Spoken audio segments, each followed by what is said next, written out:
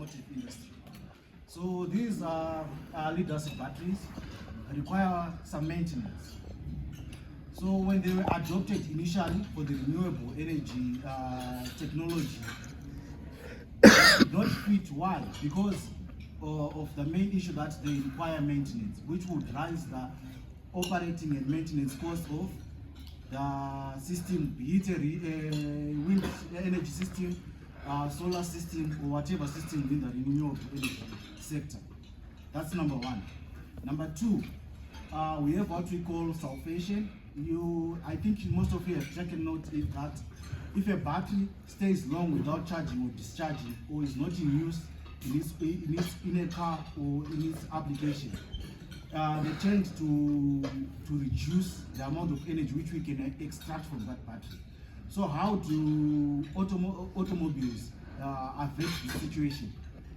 Because the automobile is subject to vibrations. The internal composition of the battery requires it to be agitated from time to time. That is with respect to the lead-acid battery. So that gives us problem number 2 with the lead-acid battery. Now, because of that, they had to move and create what we call another form of lead-acid battery. That is the gel, and then we have what we call the AGM batteries. These have the electrolyte or the internal composition which I was talking about, which is in a solid form, so that it does not require any agitation. Right? You see where I'm going? How renewable energy has influenced the battery technology. Then we move on to the next step. Now, lead-acid batteries have another problem further to the one that I explained earlier on. We cannot extract the full amount, the full capacity of the battery. So, for example, we have a battery rated 100, whatever units they are. We only have 50% of that energy usable, which means if you have a battery rated 100, whatever units in capacity, you only have access to 50% of that. That's a problem number 2. Then, in order to avert that problem, they came about the famous lithium-ion batteries. The lithium-ion batteries now have a greater depth of discharge, which means we can extract more energy as compared to the lead-acid. Now, the lithium-ion batteries, we can discharge up to 90% without damaging the battery. So that is how the renewable energy technologies have influenced the battery technology towards sustainability. Thank you. That's very deep. Probably maybe from a layman's point of view, if I am to ask anyone to give us a summary, it might be difficult. Not me, please. Not me. So maybe in order to loosen it up a bit, in order for us to be in the same room, let me ask this question. Audrey, you are more like an expert in human-centered design, right? Confirm. Yeah. So, based on this conversation that we are having, the conversation on innovative technologies and everything, and the batteries and everything, how do you think, from your own perspective and your experience of human-centered design, how does human-centered design enhance user acceptance of sustainable technology? Thank you so much, Patrick. Good afternoon, everyone. So this is the work that I represent, breaking it down for you to be able to understand the technologies that the NEDs, if I could call you that. So to be able to give that technology PR, the technology public relations, where we are breaking down what could be sophisticated technologies into simple languages that people in grassroots communities can be able to understand. So that's the role that human-centered design thinking plays. It helps us to be able to build for people and to design with intention, so that we don't lose people along the way as we come up with products and services. We want people to be the users or the humans, because we are designing our solutions for the people. What is the role of the communities in the adoption of these technologies? What is the role of communities in long-term engagement, and as far as the solutions that we are designing, or the solutions that you're designing are concerned. So design thinking then anchors on empathy, trying to understand the communities that we want to design the solutions for. What is their pain points? What is their gain points? Do they understand the transition from the lead batteries to the lithium or the renewable energy run batteries? How are they affected by that transition? Does it change their way of life? Does it change, what is the impact of that innovation on their day-to-day life? So design thinking then breaks it down. So even when we come up with value propositions, we're not just designing from our own perspective of understanding the problem, but we're saying, okay, what is the depth of the pain from the people who are closest to the problem? If we're going to change batteries in the households from lead to renewable batteries, what is the connotation, the impact to people in the communities? And that's what we ought to all do as innovators and disruptors, to say, how are we incorporating the people who are closest to the problem to be a part of the solution that we are making, because they hold the key to their answer. And if we incorporate them in the process of designing the solution, it means that there is quicker adoption and long-term engagement in as far as our products, services, and experiences are concerned. So human-centered design thinking becomes a timeless concept, a timeless framework, a philosophy, a culture that should be at the center of everything that we're doing, as long as people are involved, because we want to unlock real impact and create real value in the communities that we are designing those solutions for. Thank you.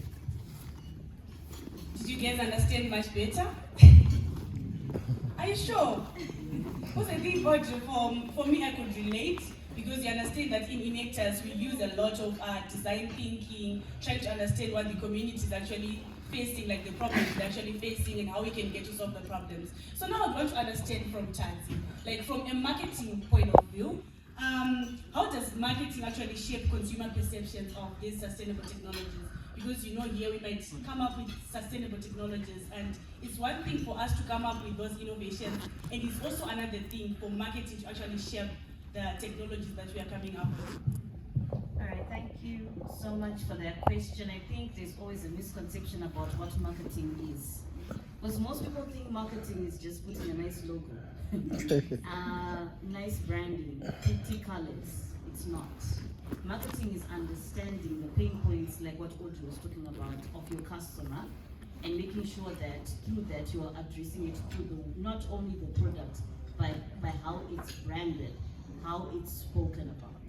So when we're talking about marketing, we're saying that you understand the needs of your customer, and you are going to address those needs specifically in your marketing messaging through your branding. Because it's not all going to be relatable. Your product, if you understand what your customer wants, you will know how to brand your product. The problem is we've got an idea and we think all we need is a logo and nice colors, and then that's enough for us to get a customer. It's not. Because you might have a brilliant idea, but it's not relating to the customers that you want to reach out to. For example, we're talking a lot about the focus on environmentalism and why this is important.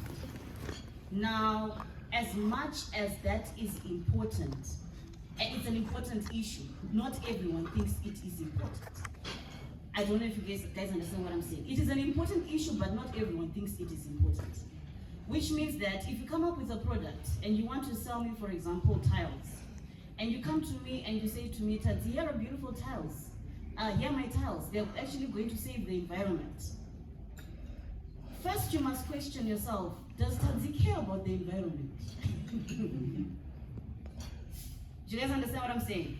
Because as much as we hate to admit it, the issues that we care about are not necessarily the issues that everybody cares about. So yes, you are saving the environment, which is critical. But maybe your hook is not the environment. Maybe the hook for someone like me is understanding that maybe she's got kids, so let me make sure that I'm selling tiles that are bluish, dark blue, and so forth, that are good for boys' rooms. Right? So your marketing strategy has changed. So your leading point is not, I'm saving the environment. Your leading point is, Here are beautiful tiles. Look at how they're going to decorate your home. And on top of that, they save the environment. Because what happens is we're selling these products and we're coming up with these innovations, but we don't understand the customer experience. And there's a marketing journey that your customer walks through. From the time you attract them to the time you get them to commit on that journey. You're supposed to understand how that journey looks like for a customer. So as much as young people are coming up with innovative ideas, they must understand that you must understand your customer, like what Audrey was saying, that you cannot just go and start coming up with solutions for people who you don't know what is their need. That also feeds into marketing. Now you know, actually what I'm going to put on the flyer is beautiful tiles, unique design, durability. They're gonna last. You compare them against other tiles that are being sold in the country. They're durable. And then thirdly, they save the environment. That's tutancy. But if you're going to an investor, you're changing your marketing strategy again. Because maybe an impact investor is more interested in the environment. So you're not going to lead with the beautiful tiles. You're not going to say, this saves the environment. Plus, I've got proof of concept. I've sold these to 1,000 women because they love the design. Do you guys understand? So you're marketing still, but you must understand the audience you're marketing to and their needs in order for them to have an interest in what you're selling. So I feel that it's not just about having a logo and knowing what the product does. It's understanding who your customers are and how you're going to address their needs through your marketing strategy. I hope I've answered you. You have answered very well, and you had actually touched some part of Audrey's answer. And I remember what Audrey taught us at some point. So during the human-centered design training at some point, Audrey, you mentioned that there's an organization that built toilets for certain people, and instead of using them as toilets, they started using them as granaries for storing their grains. It's because for them it wasn't anything. So it's something that we actually have to consider to all the students when they're actually coming up with our projects. Because from what Tadzi and Audrey are saying, it's one thing to innovate, and it's one thing for that innovation to actually be a need for the target for the customer that they're targeting. Thank you so much. And I like this conversation because you always have something to learn, and these guys are on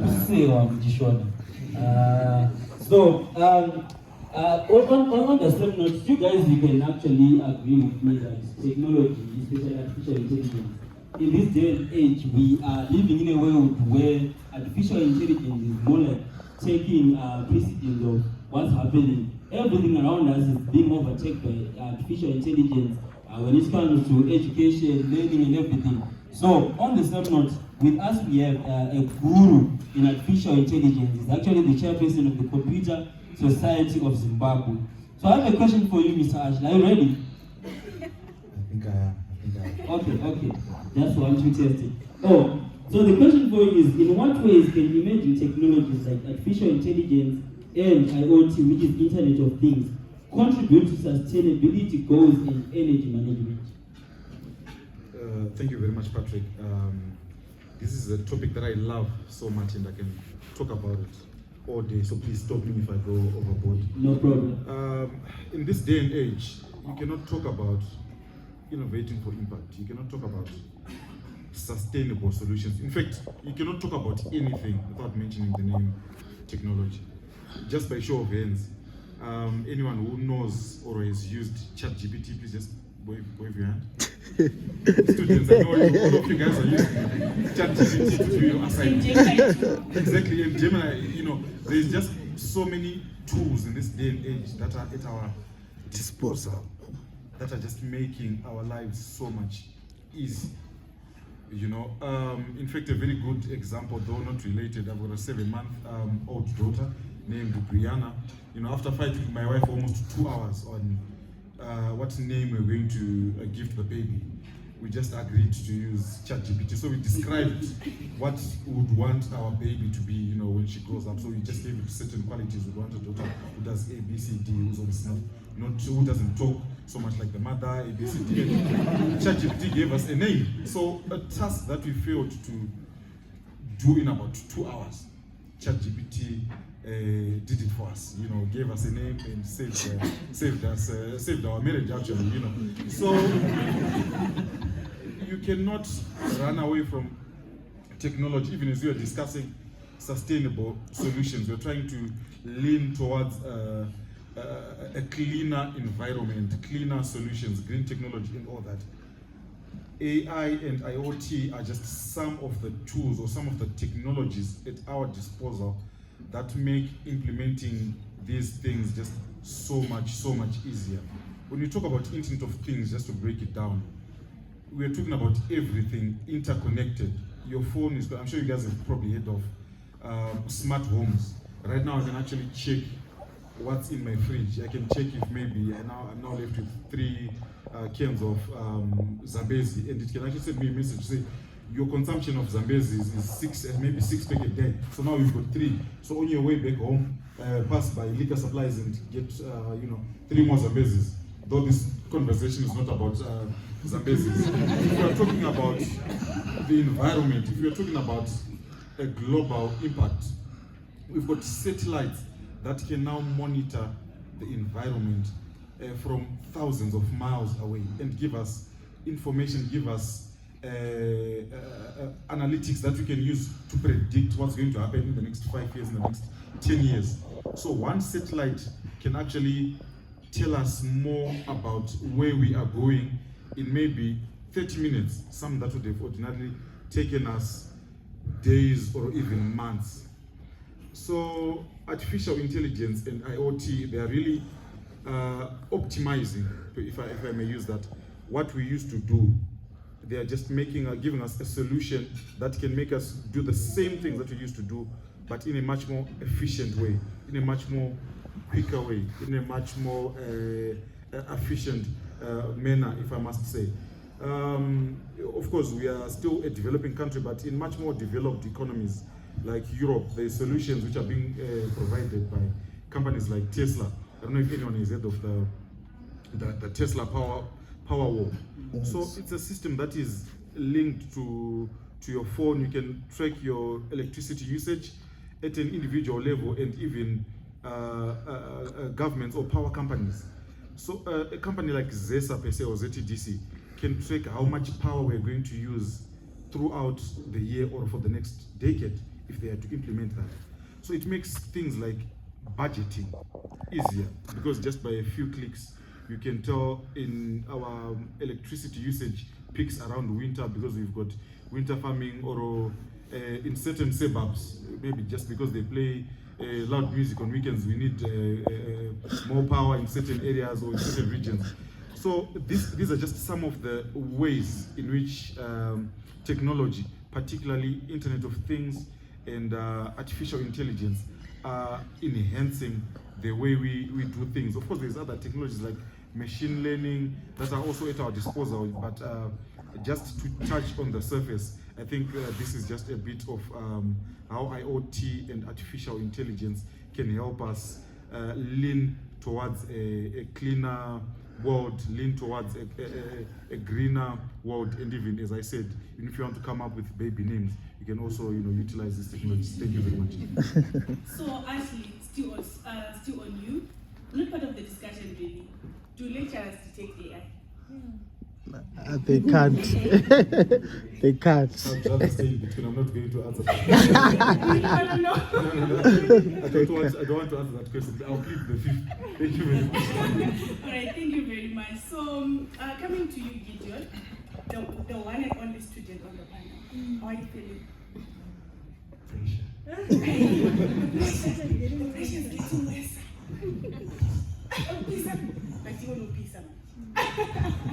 Okay, so to you, Gideon, you're into climate change, anything electronic engineering, is it?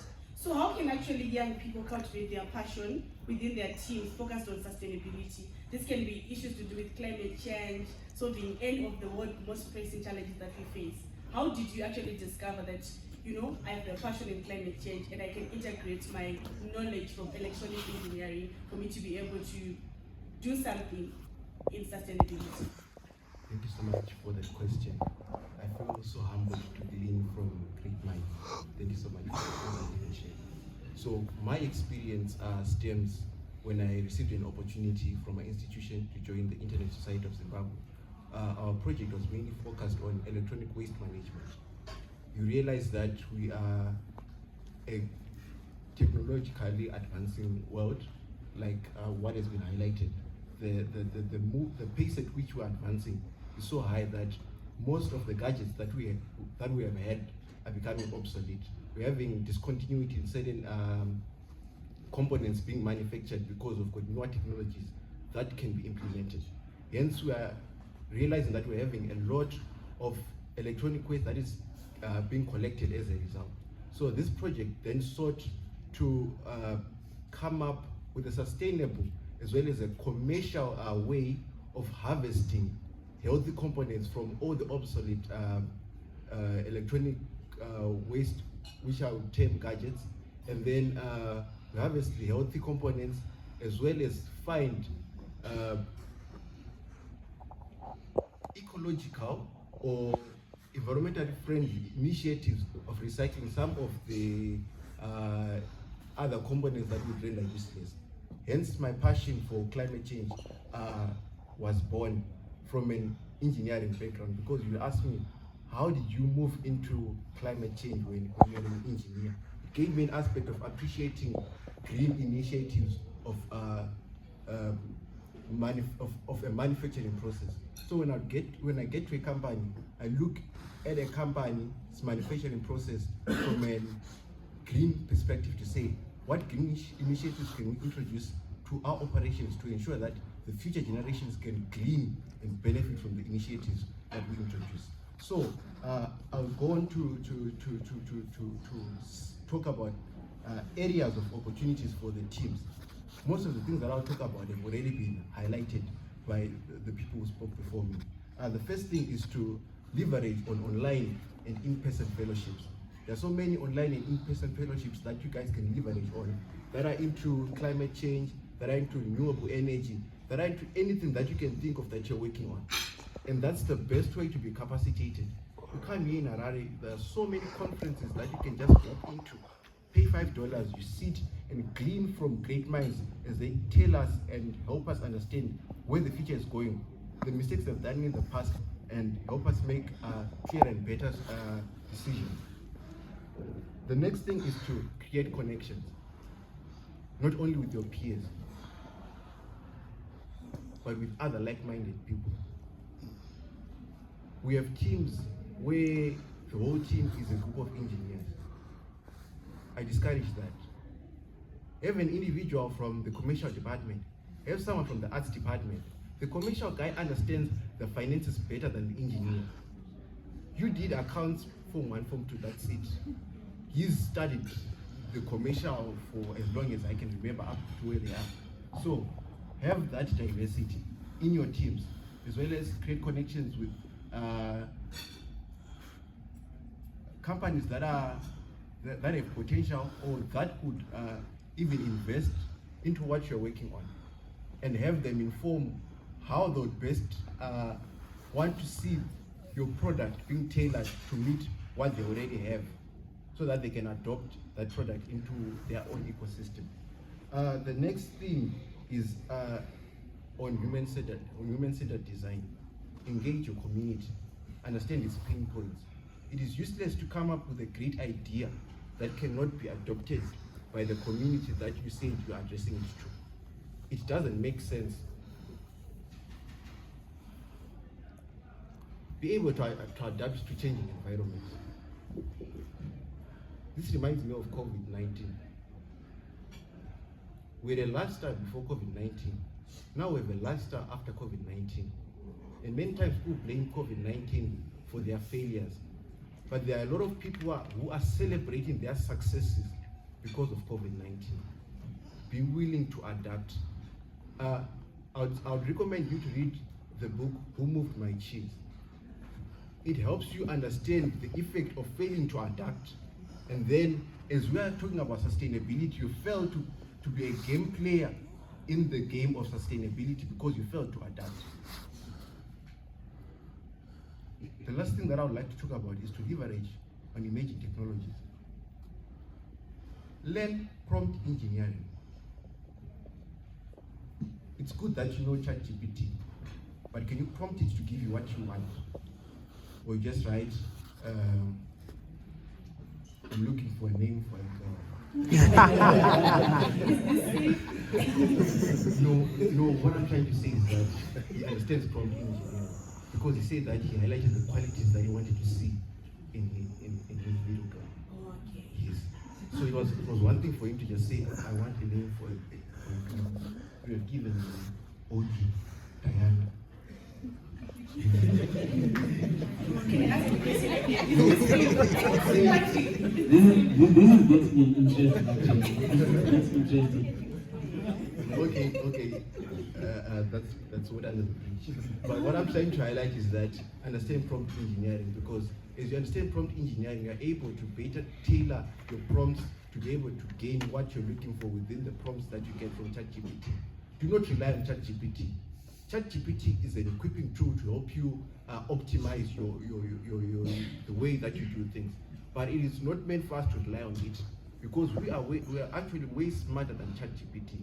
But we need sometimes to be given an extra push, to be given a different perspective from what we're looking at. So leverage on emerging technologies, optimize what you can do. Thank you. Thank you so much. I like the fact that you concluded with some opportunities that lies actually. I've realized that instead of us using robots, we have now become robots. Instead of us thinking, we are now using robots to think for us. And it seems like we are moving into a generation of people who are reliable only with artificial intelligence, but themselves they cannot think. They can only download information and put it there, but they can't download information to put in there. Now, as we get into the concluding remarks of our panel discussion, it's very interesting and exciting. I would like to ask for closing remarks from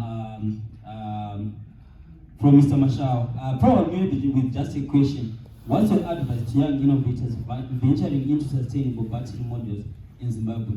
And please, just try to make it simple and understandable in a layman's point of view. If you look at our country, we are actually, I think, not number 5, 6, or 7 in terms of the deposits for lithium. That's number 1. Number 2, we have a very critical requirement of energy. That's number 2. Right. So we have a problem. We have a solution. Right. What's not there is someone to go and deal with the solution. You get my point? So we need people who are going to look at what is available locally, use it to solve our problems in our own country before even going beyond the borders. And as you pursue your innovativeness, have in mind that whatever business model that you are going to use, whatever product that you are going to make, keep in mind that you should be having a circular economy. You should be circular economy minded. That's all I can say for now. Thank you. Okay, thank you very much. That was a bit understandable for some of us, because I'm coming from a marketing point of view, and hearing this battery, PV, whatnot, it's just something else, but at least I got to understand something from your advice. So over to you, Audrey. I know your profile is very, very big. You've done a lot. We just mentioned we didn't even mention a quarter of what you do. But for now, we just want something from you, maybe your advice to young people who are here, maybe in relation to the discussion for today, sustainable solutions, how they can actually make use of human-centered design in just 2 minutes. 2 minutes. So my take-off point would be data-driven decisions. I know with ChatGPT and all the emergence of generative AI, we are kind of like, we want to get it so easy and we want to get information online that probably does not reflect the truth on the ground. So my encouragement as a human-centered design thinking was worked with different organizations across the globe. I want to emphasize on the importance of going into communities to get data and be able to use the accurate data to come up with solutions, because that's how you create real impact. I know you can go to ChatGPT and then say, okay, we want to do a project that is on renewable energy. It can give you the introduction, the scope, the deliverables, everything, even the results. It can generate all that for you. But the humbling moment will be when you actually take your product into the market and into the communities, and there's a big disconnect between what you developed and what is the actual need of the people who are closer to the problem. So going into the communities, getting local data, local knowledge, local insights, understanding the way of life of people, and understanding the depth and the depth of the problem will help you to come up with tailored solutions to the problems that people are facing. And I know this because I was an Enactus student before. The temptation is there to want to have shortcuts to doing things. But that's why we see most of our innovations that have been done years back, if you want to track them now, we won't even find them, because they were good for competitions, but communities are disassociated themselves from our solutions. So going into solutions, getting the actual data, and making decisions informed on real data will help us design real solutions for real problems. Thank you. Thank you so much. Real solutions for what? For real problems. Now, closing remarks from Chazi. If you were to get into a room of young people and you're given only 2 minutes to give them advice based on this topic, what would you say? I would say, as I mentioned, from a marketing perspective, right, it's extremely important for you to be able to have a unique selling point, right? Besides just being someone who has understood what your market needs and so forth. I think that right now the market is flooded, right? If you walk into a shop, you see so many different products on the shelves. There's so many different offers. So you can have all these brilliant ideas, but if you don't have that unique selling point that's going to make people want to get your product, then really it's going to be difficult. It's just going to become another extra, right, product in the market. So as much as I spoke about branding and marketing, I would say that one of the ways in which you can make sure that you definitely get customers for your work, whether it's a social enterprise, whether it's a business, is to make sure that you have got something that makes you stand out, right? You've got to be different. You've got to show that there's something unique about your product, because ultimately it's just going to be another additional idea on the market.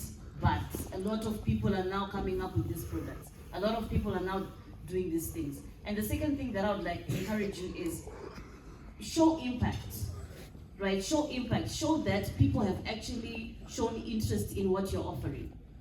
Because just having an idea and not having actually tried to sell it or to actually show that there's an interest for your product is not enough, right? You've got to show us that it's not just your idea. You're not just passionate. It's not just something you're passionate about. There are other people that are also interested in what you're offering. So that other people can say, okay, actually we also want this, right? Not just say that, okay, it's an idea that I like because it's something that I like. Well, unfortunately, not everyone likes what you like, right? So we want to see that other people also like that, or whatever idea or initiative or product you're offering. So I'd say unique selling point is one, and two, have a customer base, have a proof of concept that actually there are people that are interested in what I'm offering. Thank you very much, Tati, for that. And a fun fact is I'm studying marketing in school, so I can relate a lot to whatever they are saying. I don't know if you guys actually relating. Can you guys relate to what is being discussed here? Do you have marketers in the room? Yes. Where are you guys? Oh, yeah, we're in the room. Thank you very much, Tati. So, for Ashley, what are the opportunities that are there for students to actually make use of the emerging technologies in their projects, to actually make use of effective use of the emerging technologies in our project that we do here in Enactus? not finding names for kids. I'm now regretting telling you guys. But anyway, the opportunities are there. The opportunities are plenty.